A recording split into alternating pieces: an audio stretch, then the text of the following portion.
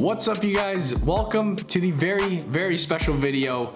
Today marks the 1-year anniversary of the start of this YouTube channel. I actually went back and the first video that I ever posted on this channel was December 18th, 2017. So I am a couple weeks late, but I've basically been at this for just over a year now. And I wanted to put this video out today, first of all, to say thank you guys. Thank you guys so much for a fantastic year on YouTube. Thank you to everyone that's been out supporting the channel, whether you've been a long-time viewer, maybe you just stumbled across the channel and you just subscribed, maybe you're not even subscribed, you just watch the videos. Thank you guys for taking the time out of your day to watch the content. I appreciate all the likes, all the comments, especially, like the core group of subscribers that are tuning in week after week. So I just wanted to say, really guys, thank you for a fabulous year on YouTube. But in today's video, I wanted to look back and kind of do like a little recap or kind of like a review of our 2018 top stock picks. And regardless of the performance, as an investor, I think that it is extremely important that from time to time you do look back on your investment decisions or on your stock picks and you say, hey, where have we done well? And also, where have we done poorly? And most importantly, where can we learn from this? And especially for somebody like myself, being on a platform like YouTube where there are people watching these videos and kind of listening in and they value my input or my opinions or advice, you have to kind of go and acknowledge, like I said, where we've gone well and where we've gone wrong. We have to sometimes look back and acknowledge the losses just from a credibility standpoint, right? You can't just sweep things under the rug, which is unfortunately what a lot of people do on YouTube, maybe with deleting videos, and even in real life, man. Like even some financial advisors that you come across, I guarantee you there are advisors out there that avoid talking about the negatives and they kind of shy away from the bad or the negative news. But especially when it comes to a field like investing where there are finances and money involved, you have to be as transparent as possible, and that's exactly what I'm gonna try and do with you guys today. So we are gonna be taking a look at our top 3 stock picks. We'll see how they performed over the year and what I'm gonna be doing going forward. So again, guys, thank you so much for such a great year. I'm super excited for what 2019 has to bring, but I hope you do enjoy today's video. If you do, give it a thumbs up. But the 3 stocks that I talked about in the beginning of 2018 were the companies Disney, General Electric, and the Chinese company Tencent Holdings. Now, if you were to look at the performance of these stocks over 2018, you know what? You'd probably look at this and say, Brandon, dude, you're a trash investor, man. I'm unsubscribing to your channel right now.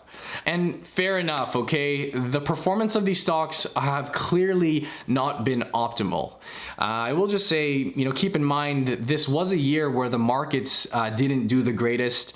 There's still a couple trading days left in 2018, but there's a very high likelihood that all of the major indices are going to be finishing in negative territory. But do I think that I made a bad decision with these 3 stock picks? Or do I no longer stand behind my picks for 2018?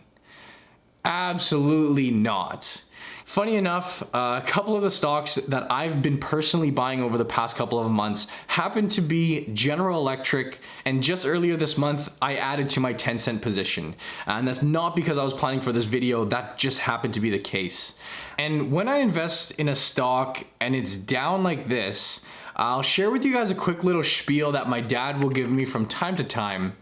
What he'll say is, look at a company, look at a good company that everybody knows. Take the company Costco, for example.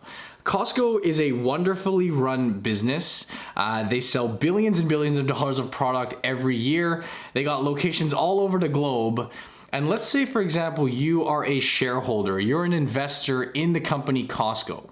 You are a part owner of the company Costco. Now, if something happens in the stock market or in politics, maybe Trump tweets out something stupid, or Trump's gonna get impeached, or there's a trade war going on, or a government shutdown, you name it, and investors are out selling their stocks and these share prices are losing value, does that make Costco a trash business? Is Costco going to stop selling products and groceries year round and pulling in membership revenue because these share prices are temporarily fluctuating up and down? Of course not.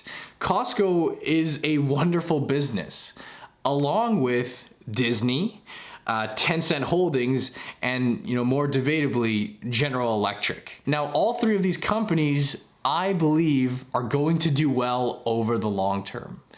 Disney, I think it goes without saying, this is one of the most loved companies in America. I don't think too many of you guys would argue here with the company Disney.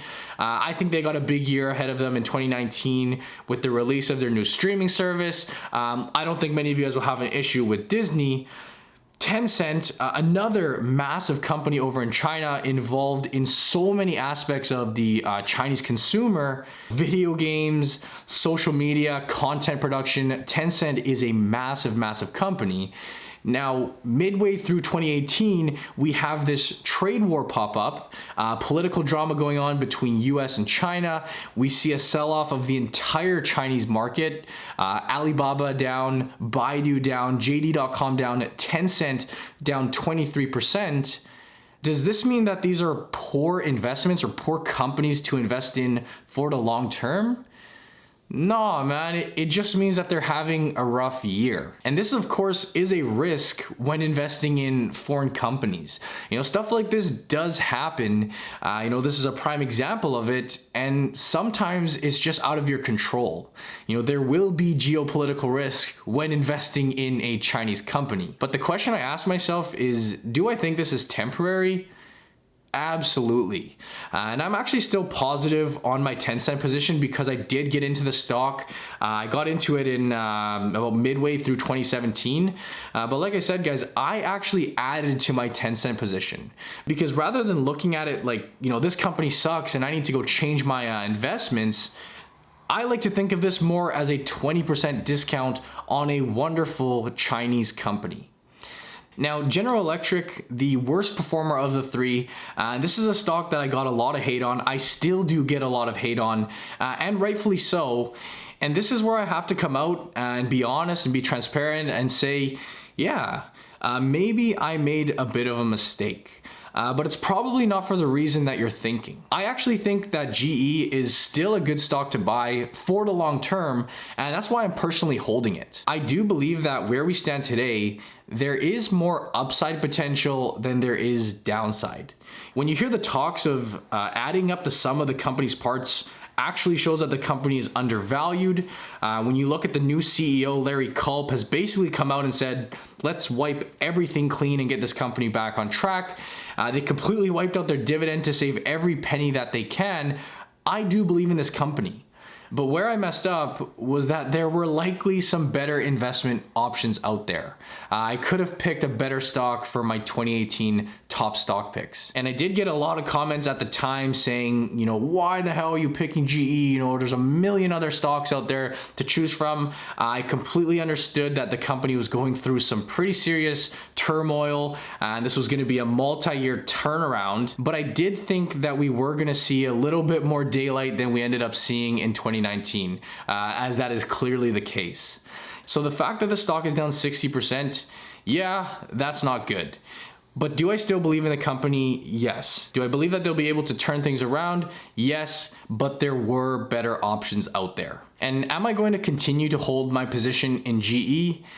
This is not an easy stock to hold, but I am. It's a stock that I monitor very closely, but again, guys, I wasn't coming in with a one-year outlook. I was coming in with a multi-year time horizon with this position. So those are my thoughts on my 2018 stock picks.